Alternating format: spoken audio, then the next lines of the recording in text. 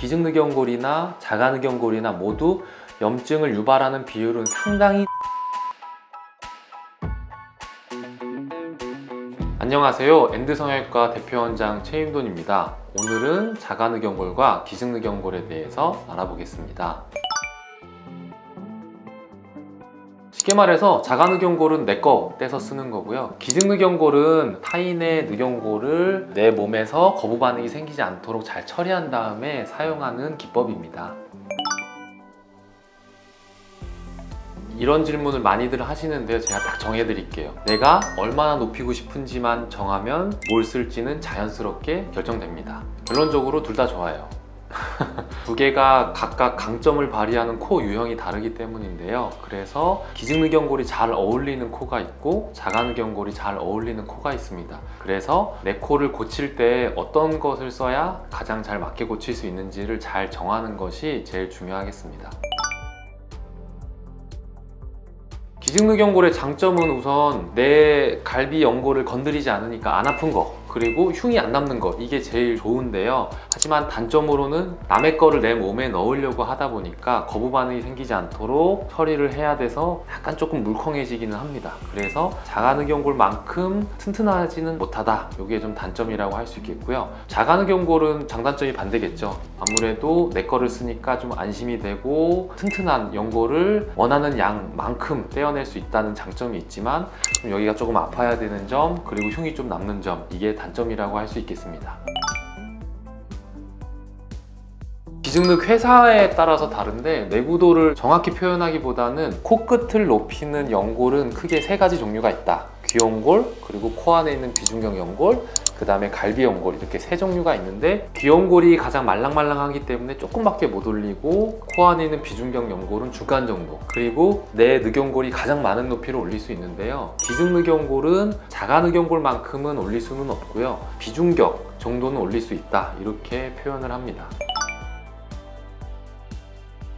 자가늑연골은 하나만 있는 게 아니고요. 한쪽에 12개씩 24개가 갈비에 붙어있는 연골인데요. 갈비 연골은 어디서 떼느냐에 따라 크게 두 부위로 나눌 수 있어요. 크게 중간 부분, 밑에 부분 이렇게 나눌 수 있고, 중간 부분은 6번째에서 8번째 정도 되는 부분에 있는 연골을 떼는 거고요. 더 밑에서 떼는 경우에는 8, 90번, 거기에는 연골을 떼는 경우인데요. 차이점이 있다면 이 부분은 여성분들의 경우에 속옷이나 비키니 같은 것에 의해서 흉터를 숨길 수 있는 위치라는 장점이 있기는 하지만 폐를 막아주는 방어막을 떼어내는 것과 똑같습니다. 그래서 떼어내는 도중에 폐 손상 가능성이 조금은 있을 수 있어서 폐 손상이 되지 않도록 모니터링 하면서 수술해야 되고, 의사 선생님이 혼자서 이런 모니터링을 할 수 없기 때문에 마취과 원장님이 전신 마취 하에서 꼭 진행을 해야 합니다. 그래서 좀 수술이 좀 크고 비용도 조금 더 발생할 수밖에 없고, 통증이나 흉터 같은 면에서도 조금 더 오래가는 느낌이 있는 것 같아요.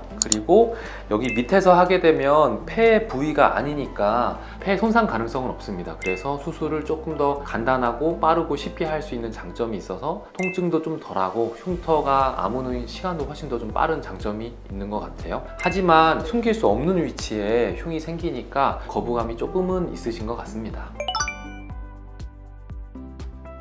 건강한 젊은 분한테 기증받은 게 조금 더 좋고 나이 드신 분한테 받으면 조금 퍽퍽하고 안 좋다, 뭐 이런 속설들이 있는데요. 예전에는 기증늑을 생산하는 기준이나 제작 퀄리티 같은 게 조금 들쭉날쭉했기 때문에 그런 차이가 꽤 많이 있었습니다만, 현재는 미국 FDA 엄격한 기준에 맞춰서 생산된 제품들만 판매 허가가 나기 때문에 각 회사별로 납품되는 늑연골들을 보면 서로 퀄리티 차이가 별로 없는 것 같습니다. 하지만 회사별로 차이는 조금은 있어요. 내 몸에 넣을 때 거부 반응이 일어나지 않도록 처리하는 기법이 조금씩 다른데요. 이런 차이에 따라서 조금 물컹하고 탄성이 좋은 데 거가 있고 조금 더 딱딱하고 튼튼한 회사가 좀 있는데요. 그래서 기증늑연골은 어느 회사 거를 쓰느냐에 따라서 약간의 차이는 있습니다.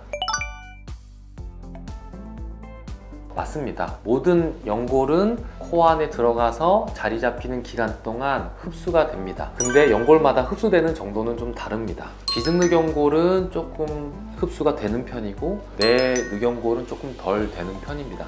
그래서 지금 내 코 높이보다 많은 높이를 높이고 싶다 하면 흡수가 좀 덜 되고 비교적 잘 유지가 되는 자가누경고를 이용해서 수술을 해야 하고요. 코를 적당히 높이고 싶다 하면 코끝에 가해지는 하중이 그렇게 크게 많이 가해지지 않기 때문에 흡수가 조금 되어지는 기증누경고를 써도 흡수율을 최소화시킬 수 있기 때문에 괜찮습니다. 내가 얼마나 높이기 원하느냐에 따라서 필요한 연골의 종류가 달라진다고 할 수 있겠습니다.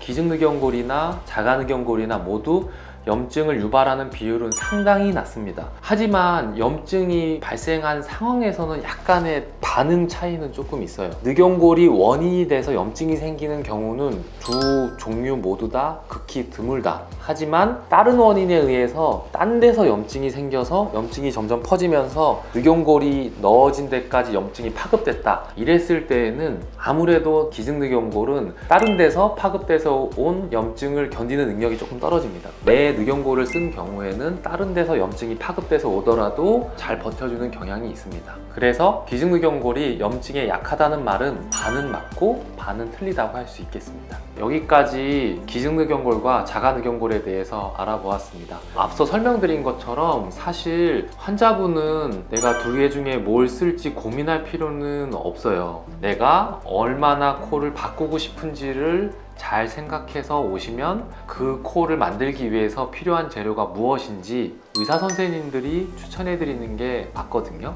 그래서 그런 고민은 하지 마시고 의사 선생님들을 좀 믿고 잘 따라 주셨으면 좋겠습니다. 그래서 자가누경골이나 기증누경골이나 모두 좋은 재료다. 하지만 어디에 쓸 때 좋은지는 조금 차이가 있다. 이렇게 결론 내릴 수 있겠습니다. 여기까지 엔드성형외과 대표원장 최임돈이었습니다. 감사합니다.